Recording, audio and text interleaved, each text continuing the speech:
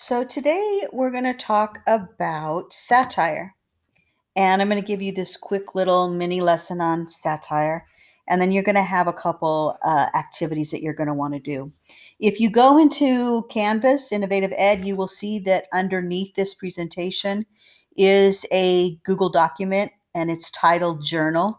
And you're going to keep your notes in there. You'll be keeping all your notes for the next 3 weeks, or excuse me, 6 weeks in this journal. So be sure that you do that. You will be getting points for turning in your journal at the end of the quarter. So satire.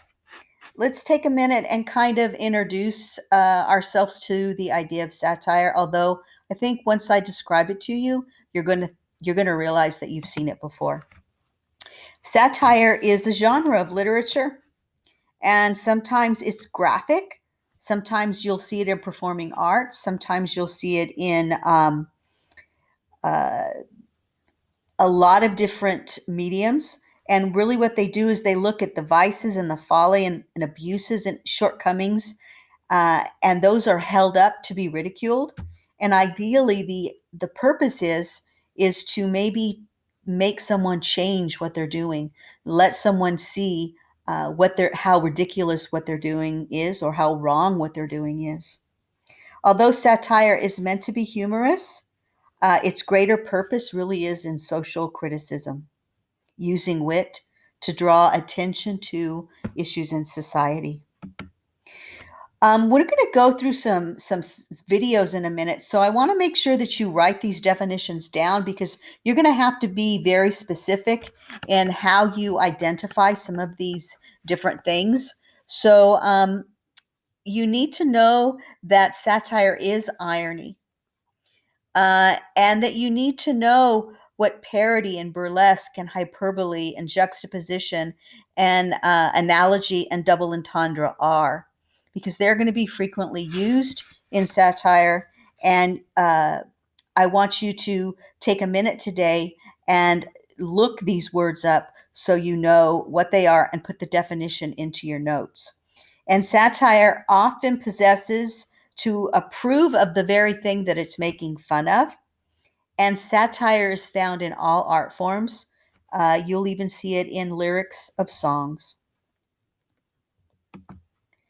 How do you identify satire? Keep in mind that just because you laugh at something doesn't mean it's satirical. In fact, some satirical things are not even meant to be laughed at because they're so ridiculous that sometimes they make us angry. Conversely, not all humor in politics and religion are satirical. So think of satire this way. First, people might laugh at something satirical, and then they're made to think about why they're laughing. You want to write down these 3 definitions of irony in your notes, because you're going to be using them in the activity that's at the very end of this lesson. So you want to know what situational irony is, what verbal irony is, and what dramatic irony is. Keep in mind that you can stop this presentation right now and then start it up again when you're ready. And you can do that throughout this entire presentation. We're going to look, and we're going to kind of look at these, and then we're going to see, well, what's going on here? What kind of satire is going on? Stop defacing stop signs. Could that be a parody? Could that be some form of irony? So I want you to start thinking in that way. Always open and it's closed. What kind of satire could this be? Go back to the definitions that you've been looking at. Mississippi's literacy rate shows improvement. What kind of satire or irony is this? And Joe Power canceled due to unforeseen circumstances. Where's the irony there? Things I hate, vandalism, irony, and lists. This could be a form of irony, right? It mentions it right here. It's also could be a sign of situational irony.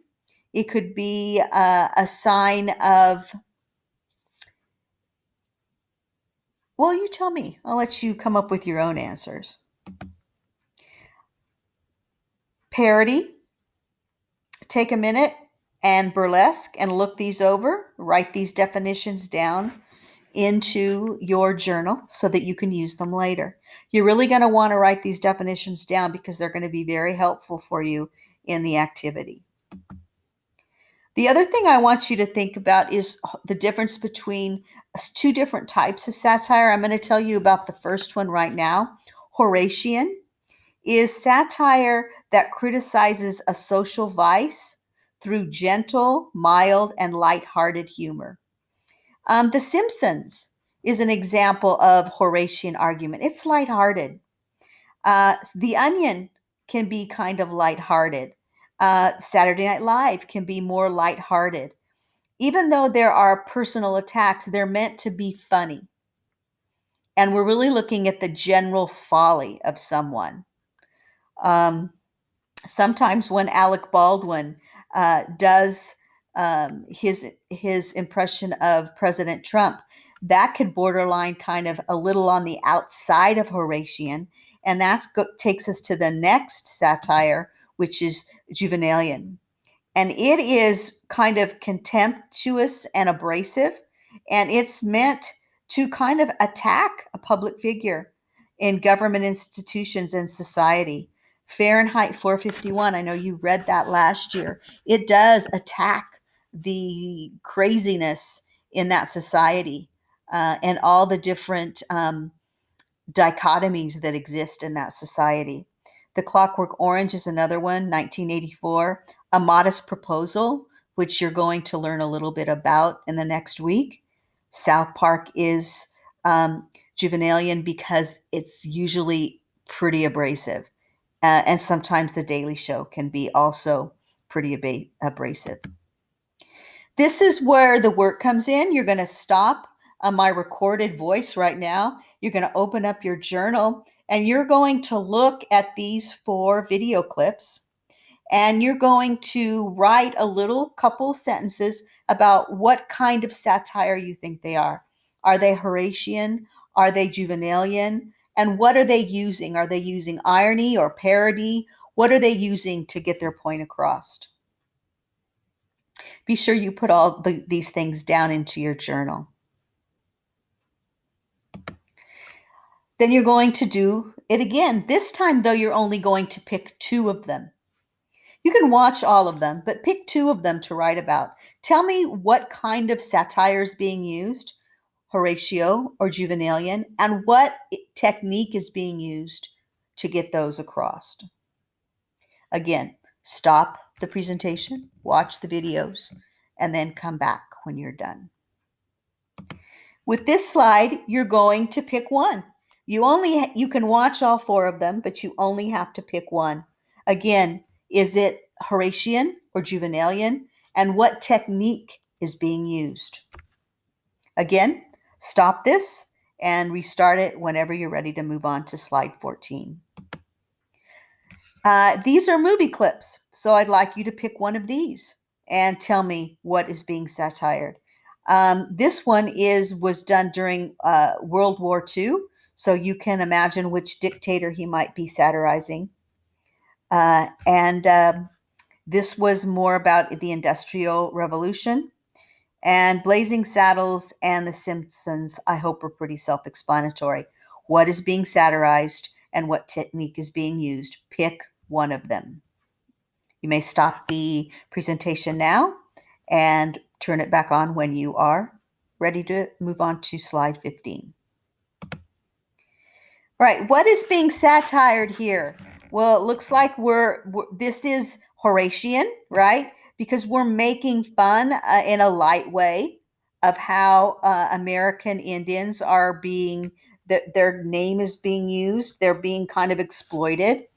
And this is definitely visual irony, right? Because we have the Native Americans here, and then we have the other guys at the football game. Notice this is a pilgrim, and there's a female pilgrim there, and it's Thanksgiving. So this very much is Horatian. Banksy art. Is it Horatian or is it Juvenalian? If graffiti changed anything, it would be illegal. Well, there's some verbal irony there, right? Because it is illegal, or even situational irony. And this is Horatian because it's not real abrasive. I want you to take a minute and look these over and pick one of these. These can be go either way. I want you to describe what you think about each of these on the slide. So this is slide 17. You're going to have 4 of them to look at. There's a couple videos here, but you don't have to worry about the videos. You can just watch them for pleasure if you like. But again, what kind of satire, Horatian or Juvenalian, and what technique is being used? How about this one? Take a minute and write it down. How about this one? Take a minute, write it down. How about this one? It's a two-parter. And how about this one?